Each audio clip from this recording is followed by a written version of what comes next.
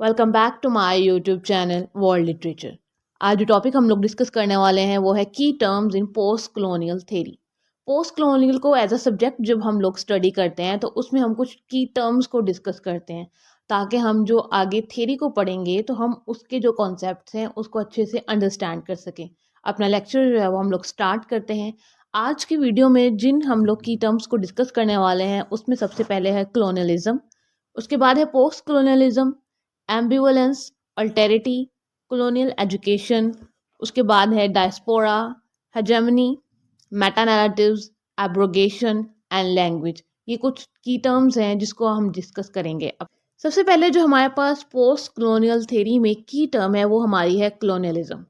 Actually में colonialism होता ये है कि कोई इम्पीरियलिस्ट जो पावर है, इनके कोई ऐसा कंट्री जो कि खुद को पावरफुल समझे और वो दूसरे को जिसको लेस पावरफुल समझे उसको आकर कंट्रोल ले ले, उसके कंट्री का कंट्रोल ले ले, उसकी पॉलिटिक्स का कंट्रोल ले ले, उसके कल्चर का कंट्रोल ले ले। जैसे कि एक कंट्री दूसरे कंट्री पे आके जैसे कब्जा कर ले, उसको अपने अंडर कंट्रोल ले ले, इस चीज़ को हम लोग कॉलोनियलिज्म कहते हैं।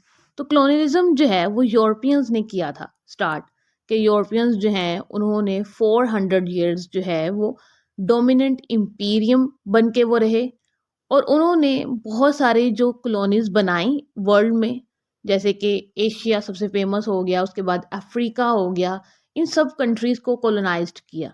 जब हम लोग पोस्ट कॉलोनियल को सब्जेक्ट को एज अ सब्जेक्ट पढ़ते हैं तो उसमें हमें कुछ टर्म्स का पता होना बहुत ज़्यादा ज़रूरी है। कॉलोनाइजर कौन था? जिसने आके कॉलोनाइज्ड किया, मतलब कि कॉलोनाइजर वो था जो खुद को सुपीरियर समझता था, जिसने दूसरे को मार्जिनलाइज्ड किया, उसको इन्फीरियर समझा। और कॉलोनाइज्ड कौन होते हैं? जिनके ऊपर जुल्म किया गया हो, जिनके ऊपर कब्जा किया गया हो, वो कॉलोनाइज्ड हुए होते हैं।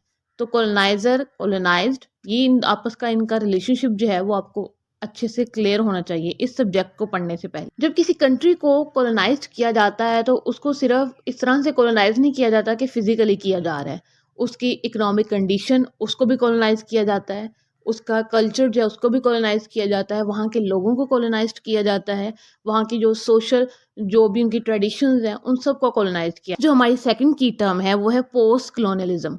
अभी जो पोस्ट कॉलोनियलिज्म है इसके अंदर हम लोग कॉलोनियलिज्म से होने वाले जितने भी इम्पैक्ट्स हैं, इफ़ेक्ट्स हैं, जिनको कॉलोनाइज किया गया था उस चीज़ को डिस्कस करते हैं कि जिस कंट्री ने दूसरे कंट्री पे कब्जा किया था, उसको अपने से कमतर समझा था, उसकी बिना पर जो उस पे असर हुआ उन लोगों पर, उनकी पॉलिटिक्स पे, उनकी इकोनॉमिक कंडीशंस पे, उनके कल्चर पे, उन सब चीज़ों को हम लोग पोस्ट कॉलोनियलिज्म का जो सब्जेक्ट है इसके अंदर स्टडी करते हैं।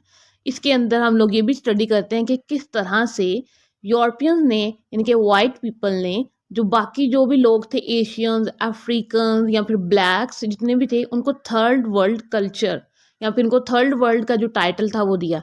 एक्चुअली में जो थर्ड वर्ल्ड का टाइटल है ना, ये उस टाइम पे आया था जब कोल्ड वार हुई थी, और कोल्ड वार में जो यूनाइटेड स्टेट्स से अनअलाइंड थे ना लोग, उनको जो है ना ये टाइटल दिया गया था थर्ड वर्ल्ड का। और उसके बाद ये कॉमन हो गया उन लोगों के लिए जिनको इन्फीरियर समझा जाता है, कमतर समझा जाता है अपने से, ऐसे कंट्रीज जिनको कंसीडर किया जाता है कि इनकी इकोनॉमिक कंडीशन हमसे अच्छी नहीं है, ये लोग अनएजुकेटेड हैं, अनसिविलाइज्ड हैं, तो वाइट पीपल उनको थर्ड वर्ल्ड कहते हैं, जैसे कि एशियंस को या फिर अफ्रीकन्स को। थर्ड टर्म है हमारी एम्बिवलेंस। ये एम्बिवलेंस होता है, इसको हम लोग सिंपल मीनिंग में अगर आपको इसको बताऊं, इसमें मिक्स्ड फीलिंग होती है। इसमें जो कॉलोनाइजर होता है, जिसने कॉलोनाइज करना होता है दूसरी कंट्री को, जैसे कि हम लोग कॉलोनाइजर को मैं अगर आपको एग्जांपल से समझाऊं तो हम कह सकते हैं कोई भी वाइट मेल या फिर कोई वाइट मैन, और कॉलोनाइज्ड जैसे कॉलोनाइज को हम लोग ब्लैक मैन कह सकते हैं कोई भी। तो जैसे कि वाइट मैन और जो ब्लैक मैन है इसमें एक दूसरे को रिगार्ड देते हैं। किस चीज़ का रिगार्ड देते हैं?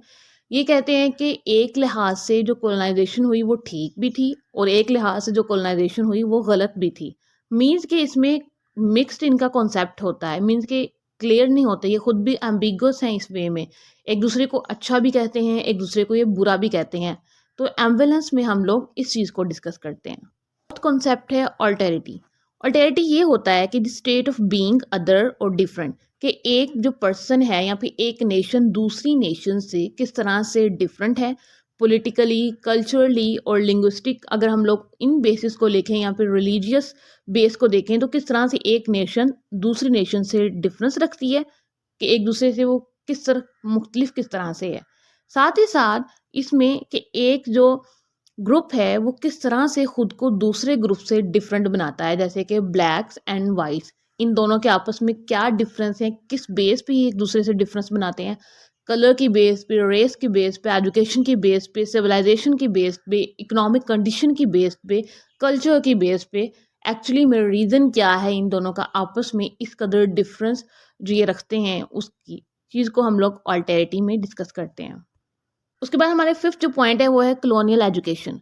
कॉलोनियल एजुकेशन वो होती है जिसके अंदर एक कंट्री जिसने कॉलोनाइज्ड किया हो दूसरे कंट्री को, और वहाँ पे फोर्सफुली वहाँ अपने सब्जेक्ट्स लेकर आए, उन्हें कहे कि आप अपने बच्चों को ये एजुकेशन दें। जो सब ऑल्टरन होते हैं, सब ऑल्टरन वो होते हैं जो कि पोरेस्ट हो। उसके बाद हमारा फिफ्थ पॉइंट है कॉलोनियल एजुकेशन। कॉलोनियल एजुकेशन वो एजुकेशन होती है जो कि कॉलोनाइजर्स जो हैं वो इम्प्लीमेंट करें कॉलोनाइज्ड कंट्री पे, कि जैसे कि वाइट्स जो हैं वो अपनी इंग्लिश एजुकेशन जो है वो दूसरे ऐसे कंट्री में लेकर आएँ जिसको उन्होंने मार्जिनलाइज्ड किया हो, इन्फीरियर समझा हो, और वहाँ की जो लॉ क्लास होती हैं उनको फोर्स करें कि आप अपने बच्चों को जैसे कि इंग्लिश के सब्जेक्ट्स पढ़ाएं, तो इसको कहते हैं कॉलोनियल एजुकेशन देना। वो बताऊँ तो बहुत सीरियस इशू है ये, क्योंकि इसके थ्रू जब वो अपनी एजुकेशन यहाँ पे लेके आते हैं, जैसे हम ऑक्सफोर्ड की एजुकेशन कह सकते हैं, उसको जब वो लेके आते हैं किसी भी कंट्री में, तो वहाँ के जो स्टूडेंट्स होते हैं जब वो पढ़ते ही वेस्टर्न एजुकेशन को है, तो वो वेस्ट की जो थिंकिंग है उसको करना स्टार्ट कर देते हैं, उसको इम्प्लीमेंट करना स्टार्ट कर देते हैं अपने कंट्री पे। यहाँ पे जो वेस्ट के हवाले से सोचना शुरू कर देते हैं और वर्ल्ड को वेस्ट के नज़रिए से देखना शुरू कर देते हैं, मींस के उस एजुकेशन को वो यूज़ करते हैं अपने कंट्री में। तो क्या हुआ कि मतलब कि एक जो कॉलोनियल एजुकेशन है वो कॉलोनाइजर्स जो हैं वो किसी ना किसी तरह से फिर से अगेन कॉलोनाइज्ड करने की कोशिश करते हैं कॉलोनियल एजुकेशन के थ्रू।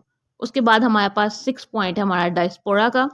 डायस्पोरा ये होता है कि एक जो लोग रह रहे हैं किसी कंट्री में, उनको माइग्रेट करके फोर्सफुली या फिर वो अपनी विल से भी जा सकते हैं किसी दूसरी कंट्रीज में।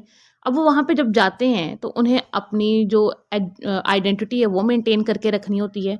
और अगर अगर हम लोग डायस्पोरा लिटरेचर की बात करें तो इसके अंदर हम लोग डिस्कस करते हैं कि किस तरह से एक जो पर्सन है वो माइग्रेट करके दूसरे कंट्री में गया और वहाँ जाकर उसने अपनी आइडेंटिटी को, लैंग्वेज को, कल्चर को मेंटेन किया, और किस तरह से वो उसके साथ चेंज हुआ कंट्री के साथ, उनके कल्चर के साथ, जिस तरह का वहाँ का कल्चर है उसने अडॉप्ट किया कि नहीं। तो डायस्पोरा जो लिटरेचर है हम उसके अंदर इस चीज़ को डिस्कस करते हैं।